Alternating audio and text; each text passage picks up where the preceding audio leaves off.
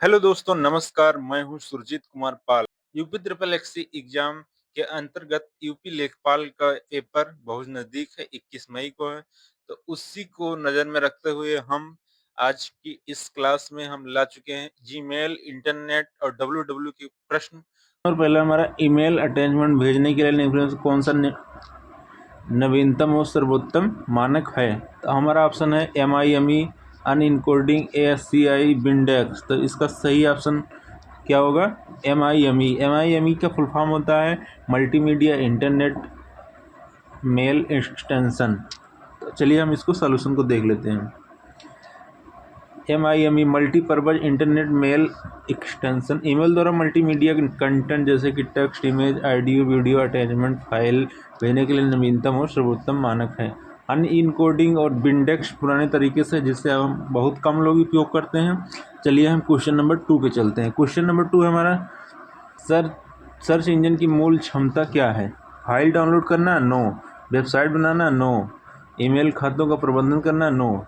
हमारा option number होगा D, क्योंकि इसमें लिखा है खोज शब्दों के अनुरूप दस्तावेज ढूंढना। जैसे कि हमारा सर्च इंजन गूगल है, तो गूगल पे हम कुछ भी डालते हैं तो हमारे अच्छी चीज़ें खोज कर ला के देता है कम से कम में।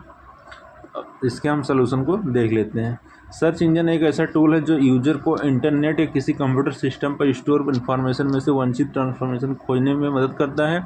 सर्च इंजन का मुख्य कार्य इंटरनेट पर उपलब्ध विशाल जानकारियों में से यूजर की क्वेरी के अनुसार सबसे उपयुक्त प्रासंगिक परिणाम सर्च करके प्रस्तुत करना। क्वेश्चन नंबर 3 पे चलते हैं हम।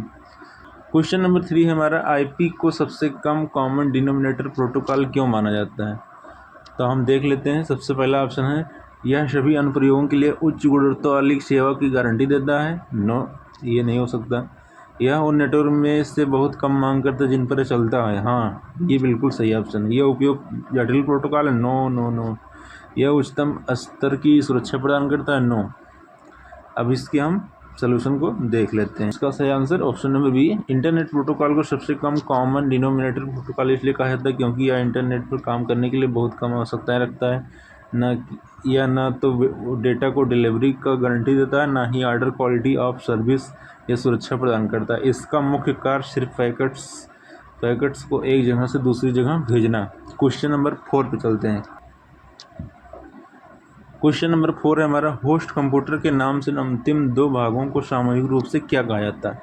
डोमेन कहा जाता है, या सब डोमेन कहा जाता है, या होस्ट नेम कहा जाता है, या टॉप लेवल डोमेन कहते हैं। इनमें से कोई नहीं। तो इसका सही ऑप्शन होगा डोमेन। होस्ट कंप्यूटर नाम के अंतिम दो भागों को सामूहिक रूप से डोमेन कहा जाता है। होस्ट कंप्यूटर का नाम आमतौर पर एक पूर्ण domain fully qualified domain name FQDN होता है, जैसा कि host.example.com, जिसमें होस्ट नेम का example.com, डोमेन नेम के अंतिम दो भागों को जैसे कि एग्जाम्पल और कॉम सामूहिक रूप में डोमेन कहा जाएगा। जैसे gmail.com यहाँ भी हो सकता है, या yahoo.com। ओके, आगे हम चलते हैं। क्वेश्चन नंबर 5 हमारा ईमेल स्वरूपण के संबंध में माइक्रोसॉफ्ट आउटलुक का क्या सुविधा प्रदान करता है? या अनुलग्नों को समर्थन नहीं करता है, या केवल प्लेन टेक्स्ट का अनुमति देता है, HTML का उपयोग करके ईमेल को प्रारूपित करता है, यह ईमेल संपादक के रूप में माइक्रोसॉफ्ट वर्ड का उपयोग करता है। इसका सही ऑप्शन क्या होगा? इसका सही ऑप्शन होगा यह ईमेल संपादक के रूप में माइक्रोसॉफ्ट वर्ड का उपयोग करता है। इसके हम सॉल्यूशन को देख लेते हैं। इसका सही answer option number D, Microsoft Outlook email स्वरूपण के संबंध में कई सुविधाएं प्रदान करता है। इनमें से एक प्रमुख सुविधा यह है कि यह ईमेल संपादक के रूप में माइक्रोसॉफ्ट वर्ड का उपयोग करता है। क्वेश्चन नंबर 6 हमारा इंटरनेट बनाने वाले नेटवर्क में किस रूटिंग प्रोटोकॉल का उपयोग किया जाता है? पहला ऑप्शन है exterior gateway protocol, interior gateway protocol, या लिंक स्टेट प्रोटोकॉल, या डिस्ट्रैक्ट वेक्टर रूटिंग। तो इसका सही ऑप्शन क्या होगा? सही ऑप्शन होगा ये एक्सटीरियर गेटवे प्रोटोकॉल। इंटरनेट बनाने वाले नेटवर्क में मुख्य रूप से एक्सटीरियर गेटवे प्रोटोकॉल का प्रयोग किया जाता है। इसका सबसे प्रमुख उदाहरण BGP यानी कि बॉर्डर गेटवे प्रोटोकॉल है, जो इंटरनेट पर विभिन्न स्वामित्व प्रजातियों AS के रूप में रूटिंग निर्माण लेने के लिए उपयोग किया जाता है। क्वेश्चन नंबर 7 पे चलते हैं। क्वेश्चन नंबर 7 हमारा ईमेल में प्राथमिक प्राप्तकर्ता को पता चले बिना दूसरे को कॉपी करने के लिए निम्नलिखित में से किसका उपयोग किया जाता है। पहला ऑप्शन है ब्लाइंड कार्बन कॉपी या कार्बन कॉपी या फॉरवर्ड डाटा कम्युनिकेशन चैनल। तो इसका सही ऑप्शन होगा ब्लाइंड। ब्लाइंड का अर्थ ही होता है छुपाना, तो इसीलिए किसी दूसरे को ना पता चले, इसलिए प्राथमिक प्राप्तकर्ता को तो इस कॉपी का प्रयोग करता है, ब्लाइंड कार्बन कॉपी का। ईमेल में प्राथमिक प्राप्तकर्ता को पता चले बिना दूसरे को कॉपी करने के लिए ब्लाइंड कार्बन कॉपी का प्रयोग किया जाता है। बीसीसी जो भी ईमेल एड्रेस डाला जाता है उसकी जानकारी टू या कार्बन कॉपी डाले गए लोगों को नहीं होती है।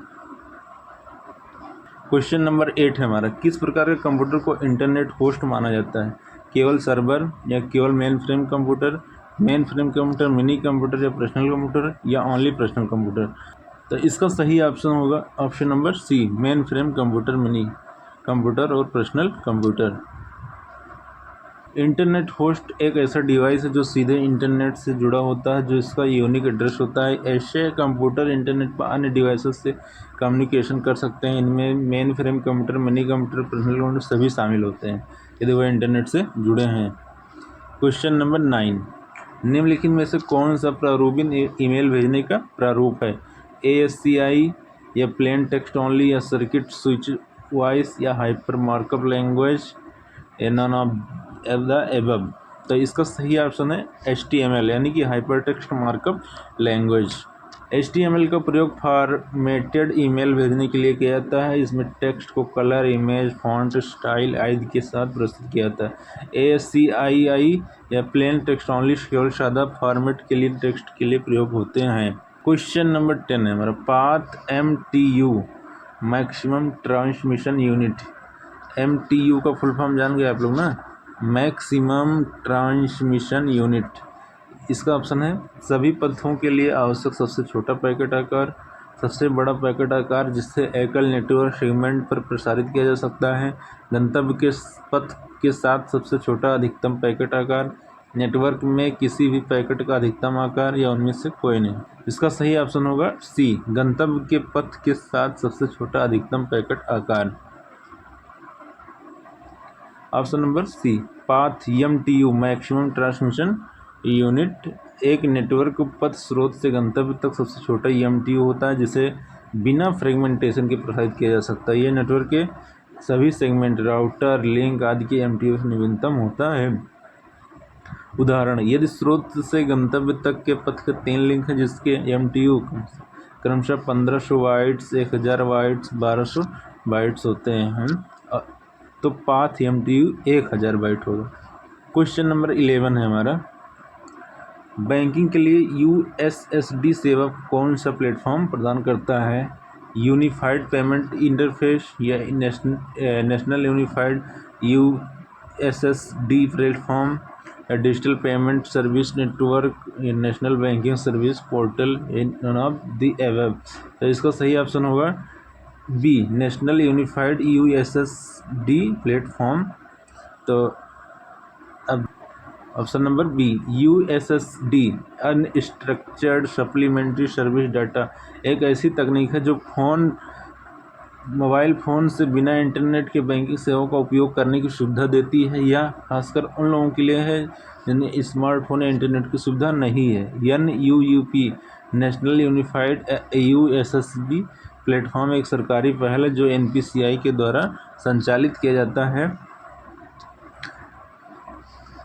इसके माध्यम से ग्राहक मोबाइल *99 डायल करके सेवाएं ले सकते हैं, जैसे बैलेंस चेक कर सकते हैं या मिनी स्टेटमेंट देखना या पैसे ट्रांसफ़र करना, UPI पिन सेट करना या बदलना।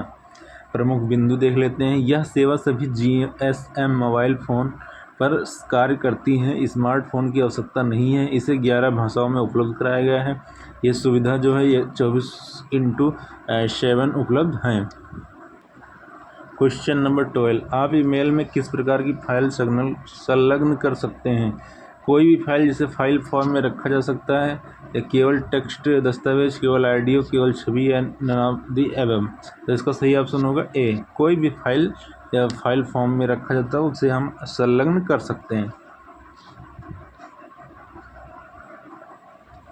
ऑप्शन नंबर ए, ईमेल में लगभग किसी भी प्रकार की फाइल संलग्न किया जा सकता है, जैसे कि PDF, docs, audio file MP में हो या BAB में हो, वीडियो फाइल या MP4 में हो, या छवियाँ JPG, PNG, जिप फाइलें भी, प्रोजेंटेशन फाइल। हालांकि कुछ ईमेल सेवाएं सुरक्षा कारणों से कुछ विशेष प्रकार की फाइल EXE बैट का ब्लॉक कर सकती हैं, लेकिन समान रूप से कोई भी फाइल जिसे डिजिटल रूप में सहेजा जा सकता है वह ईमेल में संलग्न की जा सकती हैं।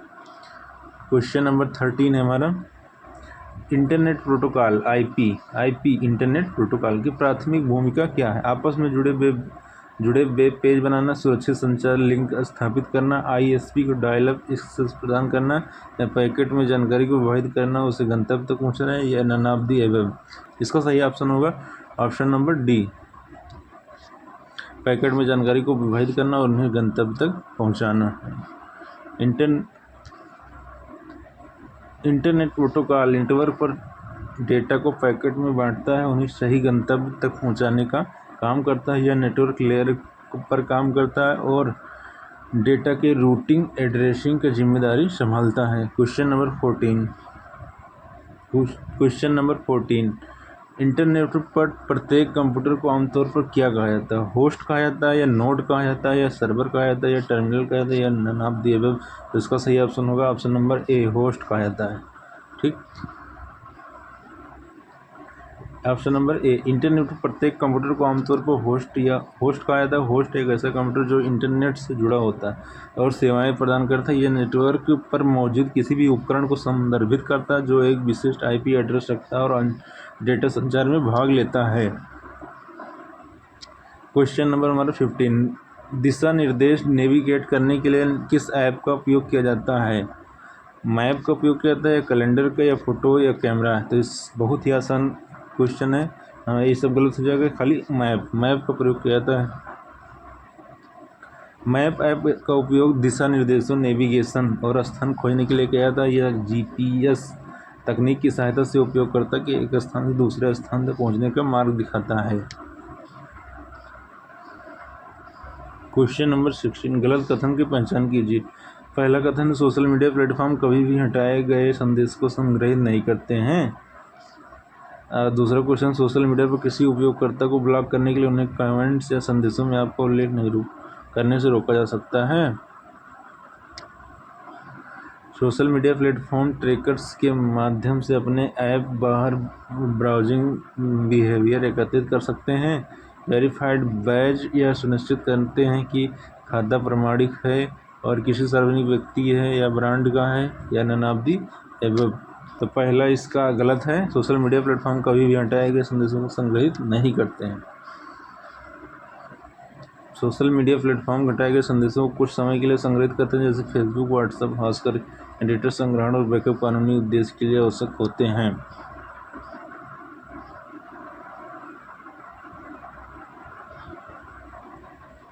क्वेश्चन नंबर 18, निम्न में से कौन सा सुरक्षित नेटवर्क प्रोटोकॉल का उदाहरण है? SSH या HTTP या टेलनेट या FTP?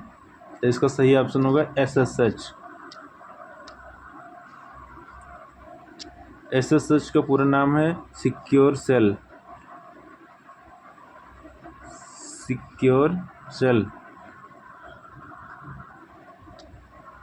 यह एक सुरक्षित नेटवर्क प्रोटोकॉल है जो डेटा को एन्क्रिप्ट करके सुरक्षित रूप से ट्रांसफ़र करता है या रिमोट लॉगिन और फाइल ट्रांसफ़र के लिए सुरक्षित तरीका प्रदान करता है। SSH टेलनेट का अपग्रेड वर्जन है। प्रोटोकॉल सूचीबद्ध को डिफ़ॉल्ट पोर्ट नंबर से मिलान कीजिए। तो इधर प्रोटोकॉल लिखा है, इधर पोर्ट नंबर लिखा है। HTTP, HTTPS, FTP, SMTP।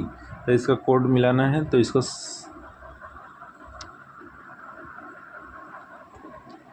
Code मिलाना है। तो हमारा पहला ऑप्शन कौन सा सही रहेगा?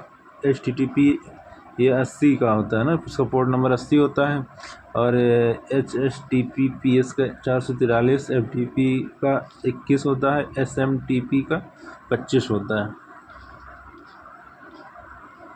क्वेश्चन नंबर 20, कौन सा कथन जीरो ट्रस्ट सुरक्षा मॉडल के मूल सिद्धांत को सबसे अच्छा वर्णन करता है? उपयोगकर्ता के प्रामाणिक होने के लिए दीर्घकालिक एक्सेस प्रदान करता है। उपयोगकर्ता के स्थान पर प्रवाह किए बिना प्रत्येक एक्सेस अनुरोध को लगातार वेरीफाई करना या केवल बाहरी अनुरोधों की जांच करते हुए आंतरिक नेटवर्क ट्रैफिक पर भरोसा करना है। सभी नेटवर्क खंडों की सुरक्षा के लिए सिग्नल फायरवॉल पर निर्भर रहना। तो इसका सही ऑप्शन होगा ये बी।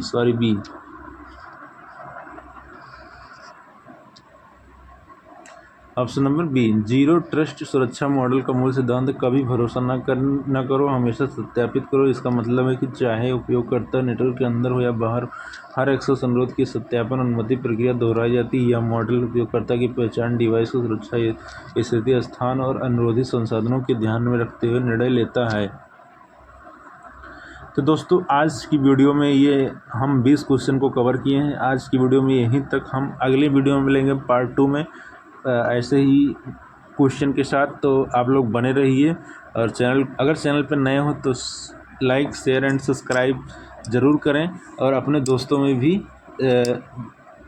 दोस्तों को भी शेयर करें। तो मिलते हैं नेक्स्ट वीडियो में, तब तक के लिए नमस्कार, जय हिंद।